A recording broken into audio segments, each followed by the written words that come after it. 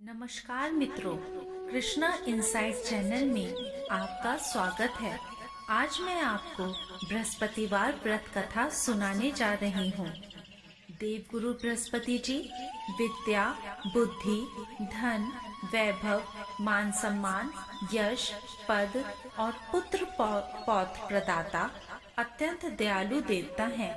नवग्रहों में सबसे प्रमुख, शक्तिशाली तथा देवताओं के गुरु होने के नाते बृहस्पति देव जी के लिए व्रत और पूजा करने पर अन्य सभी ग्रह और देवता भी कृपालु बने रहते हैं। इनके पूजन में पीले फूलों, हल्दी में रंगे चावलों, रोली के स्थान पर पिसी हुई हल्दी का और प्रसाद के रूप में पानी में भीगी हुई चने की दाल अथवा बेसन के लड्डुओं का प्रयोग किया जाता है। व्रत धारक को भी बेसन आदि से बना पीला भोजन ही करना चाहिए। बृहस्पतिवार व्रत कथा आरंभ। किसी गांव में एक साहूकार रहता था।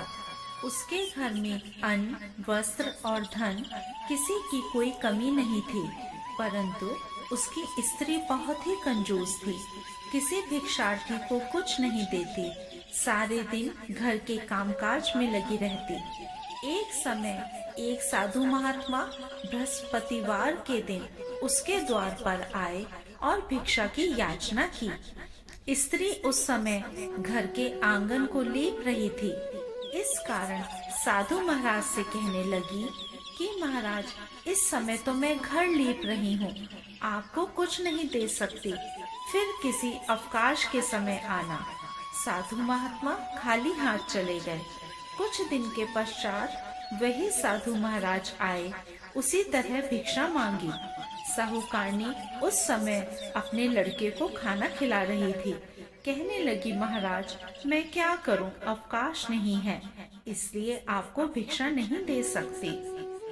तीसरी बार महात्मा आए तो उसने उन्हें उसी तरह से टालना चाहा।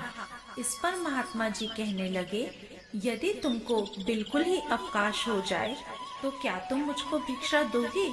साहूकारनी कहने लगी कि हाँ महाराज, यदि ऐसा हो जाए तो आपकी बड़ी कृपा होगी। महात्मा जी कहने लगे, अच्छा, मैं एक उपाय बताता हूँ। तुम बृहस्पतिवार को दिन चढ़ने पर उठो और सारे घर में झाड़ू लगाकर कूड़ा एक कोने में जमा करके रख दो। घर में चौका इत्यादि मत लगाओ। फिर स्नान आदि करके घर वालों से कह दो उस दिन सब हजामत अवश्य बनवाएं। रसोई बनाकर चूल्हे के पीछे रखा करो, सामने कभी न रखो। सायंकाल को अंधेरा होने के बाद ही दीपक जलाया करो तथा बृहस्पतिवार को पीले वस्त्र मत धारण करो, ना पीले रंग की चीजों का भोजन करो। यदि ऐसा करोगी तो तुमको घर का कोई काम नहीं करना पड़ेगा। साहूकारनी ने ऐसा ही किया।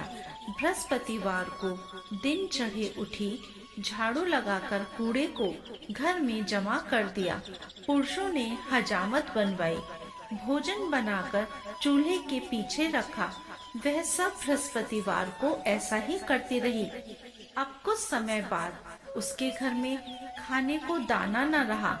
थोड़े दिनों में महात्मा जी फिर आए और भिक्षा मांगी, परंतु सेठानी ने कहा, महाराज, मेरे घर में खाने को अन्न नहीं है, आपको क्या दे सकती हूँ? तब महात्मा जी ने कहा, जब तुम्हारे घर में सब कुछ था तब भी तुम कुछ नहीं देती थी, अब पूरा पूरा अवकाश है तब भी कुछ नहीं दे रही हो, तुम क्या चाहती हो, वह कहो। तब सेठानी ने हाथ जोड़कर प्रार्थना की, महाराज, अब कोई ऐसा उपाय बताओ कि मेरे पहले जैसा धन धान्य हो जाए। अब मैं प्रतिज्ञा करती हूँ कि जैसा आप कहेंगे वैसा ही अवश्य करूँगी। तब महात्मा जी ने कहा, बृहस्पतिवार को प्रातः काल उठकर स्नान आदि से निर्वृत हो घर को गौ के गोबर से लीपो तथा घर के पुरुष हजामत ना बनवाएं। भूखों को अन्न जल देती रहा करो। ठीक सायंकाल दीपक जलाओ।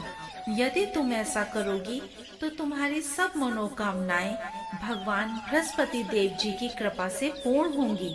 सेठानी ने ऐसा ही किया और उसके घर में धन धान्य वैसा ही हो गया जैसा कि पहले था। इस प्रकार भगवान बृहस्पति देव जी की कृपा से अनेक प्रकार के सुख भोगती हुई वह सेठानी दीर्घ काल तक जीवित रही। जय बृहस्पति देव।